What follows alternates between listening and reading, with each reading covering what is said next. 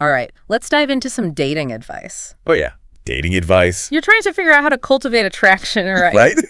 We've got some source material for this deep dive that's pretty bold, to say the least. Bold for sure. Yeah, it's a first-person account from this guy. Okay. Who considers himself to be some kind of romantic strategist or something. That romantic strategist. Yeah. Okay. So he's got some strong opinions. Yeah. And some of them are going to make you raise an eyebrow, I think. Well, I'm intrigued already. Yeah. So it's almost like a stream of consciousness from this guy who like thinks that he's cracked the code in attraction. Yeah. So what's his main argument here? His main argument is that any kind of overt pursuit of a woman is a big turnoff. Okay. Instead, he advocates for something he calls strategic indifference. Strategic indifference to spark desire. That's right. Okay, so how's that work? Well, he starts off with this story about a lecture he gave in Chile years ago. Okay. And he's talking about how this woman in the audience was clearly into him. Oh, wow. She was just patiently waiting while he was surrounded by all these other people asking questions. Wait, hold on. Is this a real story? Or is this like him just trying to, Is he trying to present himself as some kind of like expert? Yeah, exactly. Like an irresistible figure. Or is there a deeper point here? Yeah. Yeah. And I mean, even if we take the story with a grain of salt, it sounds like at least he's trying to highlight this woman's agency. Like she chose to stay and she chose to approach him. That's true. Right. He seems to believe that women are very clear about their intentions. Okay. And that if they're interested, they will make the effort. And if there's any kind of hesitation or if they're making excuses, he sees that as a sign of disinterest. And he says to move on. Whoa, isn't that a little bit of an oversimplification, though? It does seem like a pretty black and white perspective, right? Yeah. What about all the other factors that could be at play? Sure. Like social pressures or timing. Of course. Individual personalities. Like, Are we really supposed to believe that women are just operating on this one single track of interest or disinterest? It feels very like 1950s or something. It does a little bit. Okay. It does. So this brings us to one of his... I think more interesting strategies, which he calls nexting. Nexting. Yeah. So what is nexting? So nexting is basically his term for just instantly moving on if a woman shows any hesitation at all. Wow. So not even giving her a second chance. Give her a second chance. Oh my goodness. Yeah. That seems a little... Yeah, it seems pretty harsh, right? It does. Like, I don't know. I'm just getting the vibe that that's more about protecting his ego than actually like trying to build a connection with somebody. Yeah. I mean, it definitely brings up some questions about his motives and, is this really genuine dating advice? Or is it just some kind of power play disguised as dating advice? Yeah, it feels very much like a power play. It does. And also, like, what if he's just misreading the situation completely? It's a good point. What if, like, the woman's just nervous or shy or something? Right, or just, taking her time to figure things out. He doesn't seem to factor that in at all. Not at all. No, it's very much like, if she doesn't immediately jump at the chance to go out with me, right, then I'm just going to move on to the next one. Yeah, it's like he's got this abundance mentality. Right. But also this fear of missing out on something better. Yeah, I mean, imagine if everybody just instantly shut down any potential connection. Oh my goodness. At the slightest hint of uncertainty. What a lonely world that would be. Yeah. Yeah. It would be a very lonely world. It really would. Okay. Yeah. So, and not to mention, I think it probably wouldn't be great for anyone's self-esteem. No, yeah, you're constantly feeling like you have to be on all the time. Right. Yeah, and like perfect and, just... And to avoid. Yeah, to avoid being dismissed. Yeah. Yeah, it's like you said. It's like there's a difference between having healthy boundaries and just like shutting people down without giving them a chance. Exactly. And, I'm all for, protecting yourself and having boundaries. Right. But it seems like he's taking it to a whole other level. Right. It's very extreme. It's extreme. Yeah. Yeah. So it doesn't stop at nexting. Oh, no. He takes it up a notch. Oh, boy. With what he calls the next level play. The next level play. Yes. I can't wait to hear what this is. So are you ready for this? I think so. Okay, so he actually suggests deliberately canceling plans at the last minute to make a woman more interested. Seriously? Yes. Oh, my goodness. Yeah. It's just playing games. It is. It's so disrespectful. It is. And it could really hurt someone's feelings. That's right. Yeah. So he seems to think that this creates a sense of scarcity. Okay. And makes him appear more desirable. But, like, at what cost? Yeah. I mean, you can't build trust and genuine connection by treating people like pawns in some elaborate game. Exactly. It's so manipulative and so disrespectful. So this brings us back to that whole chess analogy that he uses. Oh, yeah, the chess analogy. Remember where he compares attracting women to playing chess? Yes. Yes. All about strategy. Yeah, it's all about strategy. Being a few steps ahead. Yeah, being a few steps ahead. Making yourself the object of desire. Yeah, and this next level play seems to be like his ultimate power move. His ultimate power move. Yeah. Wow. So, I don't know. What do you think? Like, is that really what healthy relationships are about? Right. This whole winning and losing? It just seems so... Yeah, it just seems so... calculated and impersonal. Calculated and impersonal. Like, where's the room for vulnerability? Exactly. Where's the room for, genuine connection? Right, like, just enjoying the process. Yeah, just enjoying the process of getting to know somebody. Yeah. Just being present in the moment. Wow. It just seems like he's always thinking 10 steps ahead. Yeah. It's all about the game. It's all about the game. Yeah. Okay, so we've unpacked some of the more, I think, controversial elements of this guy's philosophy. For sure. I'm already starting to see some red flags. I hear you. But I'm curious if there are any grains of truth buried in all of this. I think that's a good point sometimes. Even the most unconventional advice can offer a different perspective. Right. Yeah. Okay. So let's see what else. Yeah, let's keep digging. We can uncover as we continue this deep dive. Absolutely. All right. All right, we're back. And I'm still trying to wrap my head around this whole romantic strategist thing. I hear you. And his unique perspective on dating. Yeah, there's a lot to unpack. We've already talked about his next strategy and that outrageous next level play. It's a lot. But it is. There's more to explore here. There is more. Like what? Well, he seems to have this very specific idea about how women operate. He claims that women make up their minds about a guy very quickly. Okay. And once they decided, that's it. Okay, so he keeps going back to that Chile story. Saying that woman in the audience had already decided that she was interested before they even spoke. Before they even spoke. Yeah. Yeah, he takes it a step further. Yeah. He says that if a woman is truly interested, yeah, nothing will stand in her way. Okay. No obstacles too big, no excuse is valid. But isn't that a little unrealistic? Yeah, I mean... Like, life happens. Life happens. People have jobs and family obligations and other commitments and... You'd think that would be obvious. Right. But he seems to think that any kind of hesitation or any delay is a sign of disinterest. Okay. Which, of course, leads right back to his advice. Right back to nexting. To the next tutor to ignore her. Yeah, I'm getting frustrated just thinking about it. I can understand that. It's like he's saying that any woman who doesn't immediately drop everything and fall at his feet just isn't worth his time. It's a very self-centered viewpoint. It is. And it completely ignores the nuances of human interaction. What do you think? Yeah. Have you ever encountered this kind of take it or leave it attitude? I've definitely come across guys who seem to think they need to play it cool and act indifferent to appear more attractive. It's a common misconception. Yeah, it's so damaging, though. It is. Like, it creates this whole atmosphere of fear and uncertainty. Yeah, you're afraid to express your true feelings. Yep, exactly. What happened to giving someone the benefit of the doubt? Right. Maybe she's not blowing you off. Exactly. Maybe she's just having a bad day. Maybe she needs a little space. Yeah, or she needs a little space. To process things. Yeah. He doesn't seem to have much patience for that. He doesn't. No. It's very much about protecting himself from potential rejection. It really is. Even if it means sacrificing a genuine connection. That's a good point. Which is ironic. It is ironic. Because he also acknowledges that sometimes women play hard to get. Right. He even claims that, some women might intentionally create obstacles or appear less available to seem more desirable.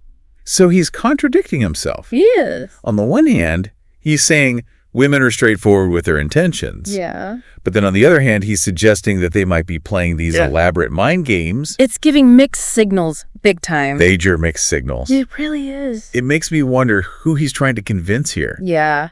Is he trying to convince men to adopt his strategic indifference approach? Right. Or is he just projecting his own insecurities onto women? Maybe it's both. Maybe it's a little bit of both. Yeah. You know, he presents himself as this master manipulator. Right. Someone who's like figured out the game of attraction. Oh, the game. Remember the chess analogy? Oh, don't remind me. Yeah. It's like he sees relationships as the strategic battle. As a game to be won or lost. Yeah. Where the goal is to outsmart the other person. Yeah. And come out on top. And that's where his whole philosophy, I think, falls apart. It does. You can't reduce human connection to these calculated moves. Right. It misses the whole point. It does. Of building meaningful relationships. What do you think is missing from his perspective? Well, for starters, empathy. Yeah. He doesn't seem to consider the other person's feelings at all. No, it's all about him. It's all about him. And what he wants. What he wants. And how we can get it. And how we can get it. Right. Right. And it ties into something else I think that's missing. Okay. Vulnerability. Vulnerability. He's so focused on appearing strong and in control that he never lets his guard down. Which makes it impossible to build real intimacy, right? It does. You have to be willing to be open and vulnerable to connect with someone. On a deeper level. On a deeper level, yes. Yeah. And that's something he seems to be afraid of. He does. He's so terrified of rejection. Yeah. That he builds all these walls around himself. Mm-hmm. But in the process, he's also blocking out the possibility of genuine connection. So is his approach all bad? I don't know. Is there anything we can learn from this guy?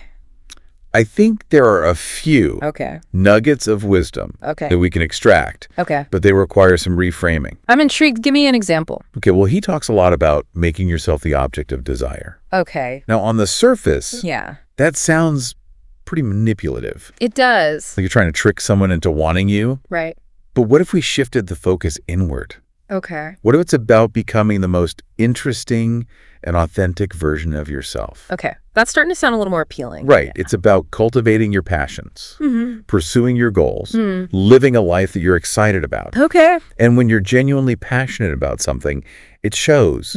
You radiate a certain energy that's naturally attractive. So it's not about playing hard to get. It's not. It's about actually being someone who's worth getting to know. Someone worth getting to know. Yeah. Yeah. And that kind of confidence, the kind that comes from within, is way more magnetic than any calculated aloofness. I love that. Yeah. So we're taking back the power. We're all focusing on our own growth and happiness. Yes. And letting that attract the right people. Exactly. Into our lives. Into our lives. And speaking of taking back the power, there's another important lesson. Okay. That we can learn from this guy. Yeah. Even though he doesn't seem to get it himself. What's that? Being comfortable with rejection. Wait, really? Yeah. He seems to be all about avoiding rejection. He is. But his fear of rejection stems from a place of insecurity and ego. Okay. But in reality, rejection is a normal part of life. It is. Especially in the dating world.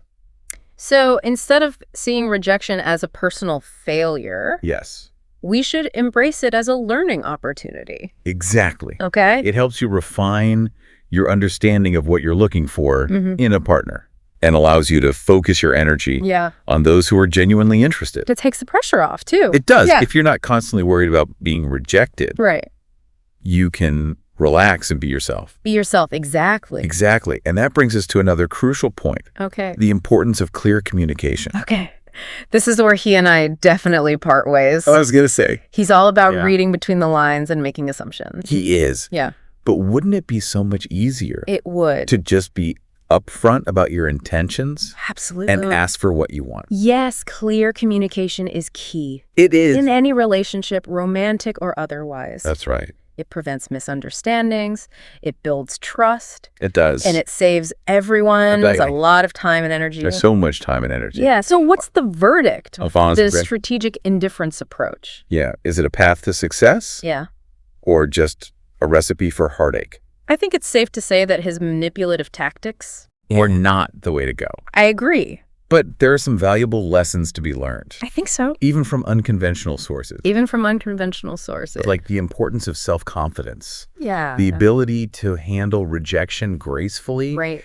And the power of clear communication. The power of clear communication is so important. By reframing these principles in a healthier way, we can create authentic connections. I agree. And navigate the dating world with integrity. Absolutely. Okay, so that brings us to the end of part 2. Okay. In the final part of our deep dive, all right, we'll explore some practical tips for cultivating genuine attraction. That's good. And building lasting relationships. I'm looking forward to it. Without resorting to mind games or manipulation. Without the mind games? No mind games. No manipulation. Welcome back to our deep dive. It's been quite a journey unpacking this romantic strategist's ideas about attraction.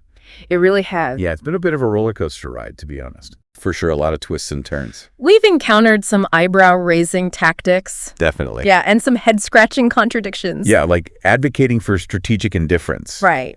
But also claiming that women play hard to get. Yeah.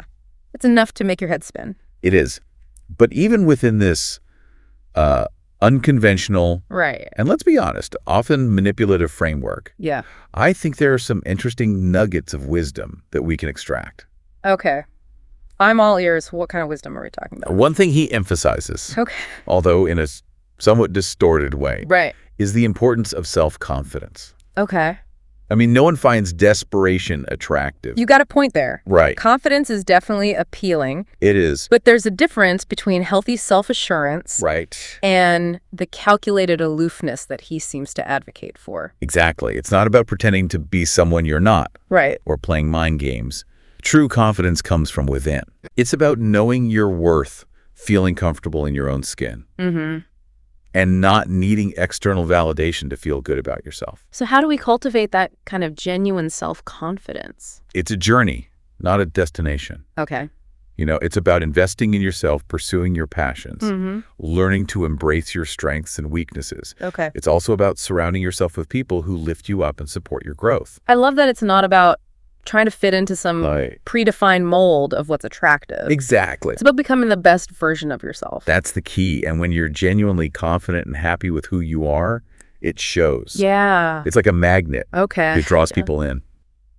So we've talked about confidence. Yes. But what about the other side of the coin? Right. What about dealing with rejection? Yeah, he seems to be terrified of it. He does. And that fear drives a lot of his manipulative behavior. A lot of his manipulative behavior. But rejection is a normal part of life. It is. It's going to happen. It is. Whether we like it or not. So how do we handle it without letting it crush our self-esteem? Well, instead of seeing rejection as a personal failure, try to reframe it as an opportunity for growth. Okay. It can help you clarify what you're looking for in a partner. Okay. And allow you to focus your energy on people who are genuinely interested. That's a great perspective. It takes the pressure off, too. It does. If you're not constantly worried about being rejected, you can relax and be more yourself. And be more yourself, which brings us to another crucial point. Yeah.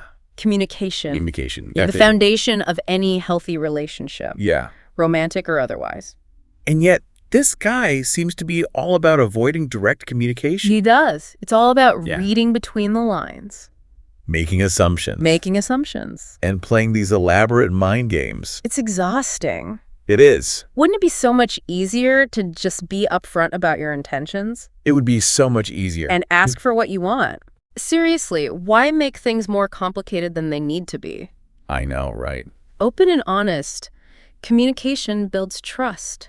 It does. It prevents misunderstandings. Absolutely. And it saves everyone a lot of time and energy. It really does. It also shows respect for the other person. Right. You're treating them like an equal. Exactly. Someone whose thoughts and feelings matter. Someone whose thoughts and feelings matter. So if we're ditching the mind games and focusing on building genuine connections, what are some practical tips for cultivating attraction in a healthy way? Well, first and foremost, be yourself. Okay. Don't try to be someone you're not to impress someone else. Okay. Authenticity is always more attractive than a facade. Be genuine. Yeah.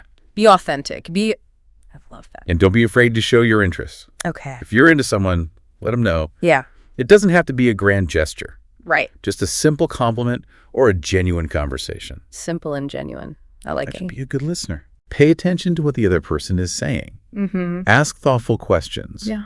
And show that you're genuinely interested in getting to know them. And that goes both ways, right? It does. It's not just about being a good listener, but it's also about being willing to share your own thoughts and feelings. Absolutely. Vulnerability is key to building intimacy. Yeah. It's about letting your guard down and allowing the other person to see the real you. Okay, so we've got be yourself, show your interest, be a good listener, be vulnerable.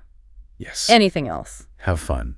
Have fun. Dating should be enjoyable. Yeah, if you're not having fun, what's the point? Right. Sometimes we get so caught up in the game of dating that we forget to actually enjoy the process. So relax, be yourself, and let the connection unfold naturally. Exactly. So as we wrap up this deep dive, what's the final verdict on this strategic indifference approach? I think it's safe to say that manipulation and mind games are never the answer. Building genuine connections requires authenticity, vulnerability, and open communication. And remember, relationships shouldn't feel like a chess match. They shouldn't. They should be a journey of discovery, shared experiences, and mutual growth. Mutual growth.